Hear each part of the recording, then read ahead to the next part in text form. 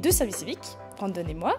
Et du coup, on est au pôle inclusion handicap de l'UFCV et on nous a laissé carte blanche sur un projet qu'on devait monter sur l'inclusion des jeunes en situation de handicap pour d'une part croiser différents témoignages, donc celui des professionnels de l'animation, celui des enfants en situation de handicap et celui des parents.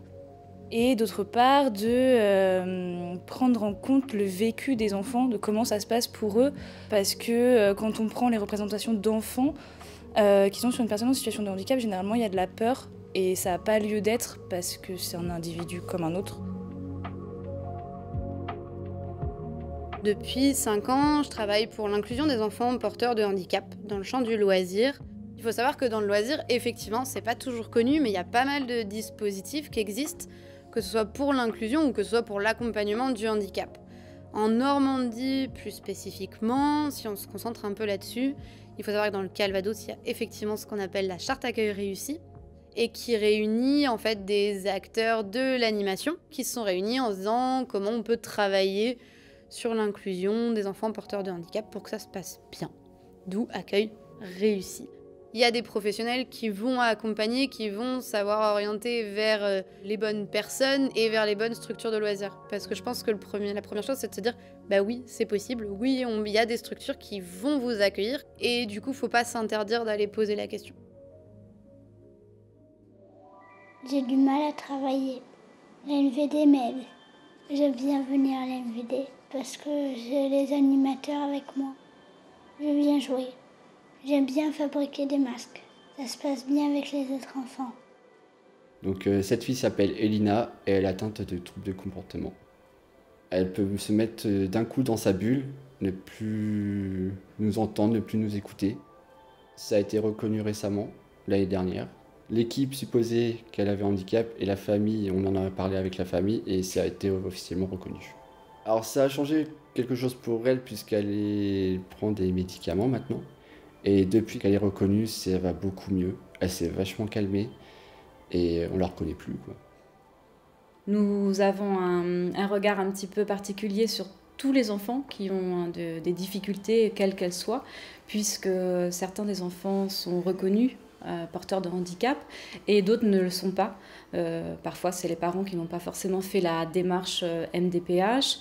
Au démarrage, il faut vraiment apprendre à connaître les enfants.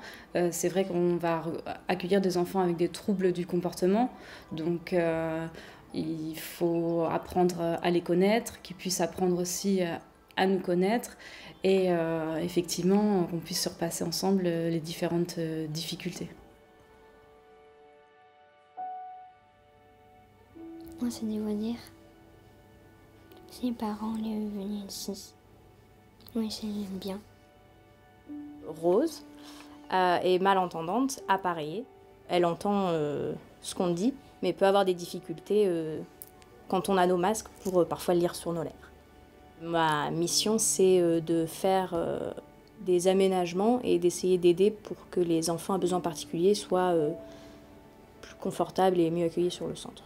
Sur la matinée d'aujourd'hui, j'ai terminé de faire un jeu de dames qui est adapté pour un autre jeune qui est sur le centre, qui est malvoyant.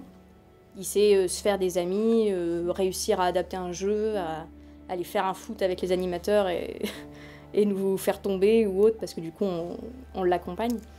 Il est assez ample, on va dire, dans sa personnalité. Il parle fort et il est assez ouvert envers les autres, donc parfois ça peut impressionner. Du fait qu'il soit malvoyant, ça intimide encore un peu plus les plus jeunes. Mais il y a aussi ce fait que comme il est très ouvert, ça met vite en confiance en même temps. Donc on a un petit moment de recul, mais qui, je pense que si jamais il n'était pas aussi ouvert, ça serait beaucoup plus compliqué. Alors je suis non-voyant, je vois juste les couleurs. En fait, dans Tingebray, je me balade tout au repère. Dans la rue, je fais du vélo, je fais de la trottinette, je fais de la marche à pied. Je viens au centre aéré pour jouer avec les copains.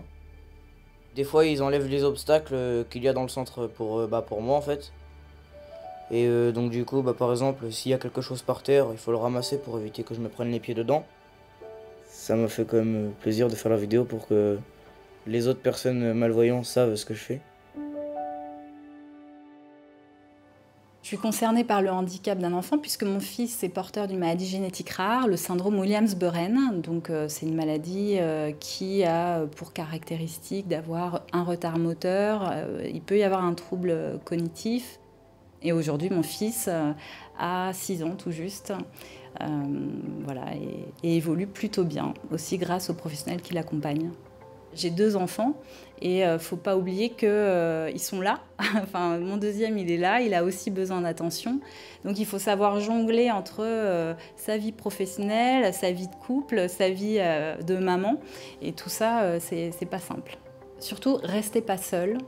Ne vous enfermez pas. Je sais que c'est difficile parce qu'il y a des situations extrêmement complexes de familles un peu divisées à cause quelque part du handicap, parce que l'acceptation du handicap est très difficile, ça peut prendre beaucoup de temps, ça peut être douloureux aussi, et ça c'est normal. Déjà j'ai envie de leur dire, c'est normal si vous avez du mal à accepter le handicap de votre enfant, ne culpabilisez pas de ça. Oser en parler. J'ai un enfant de 19 ans qui s'appelle Jonas, qui a atteint de troubles autistiques. Alors moi j'étais assistante de direction, voilà, donc j'ai dû tout arrêter, j'ai jamais retravaillé de ma vie. Il avait beaucoup de besoins et il fallait que je sois toujours là pour le surveiller parce qu'il faisait beaucoup de colère, beaucoup. En fait, comme il parlait pas, il s'exprimait en criant ou en tapant. En fait, je pouvais le laisser à personne. Voilà, vous ne pouvez pas prendre une babysitter normale ou une nounou normale pour aller travailler. C'est impossible. Parce qu'ils n'en veulent pas, de toute façon. Ce qu'il ressent, c'est multiplié par 100. Toutes les émotions sont multipliées par 100. Donc, ça peut être quelquefois très fort. La frustration, c'est très compliqué. Mais à la fois, il est intelligent et c'est ce qui est un peu embêtant pour son parcours de vie, parce que souvent, on est confronté, quand on va dans le milieu du handicap, on oublie qu'il est intelligent et qu'il est capable de faire plein de choses.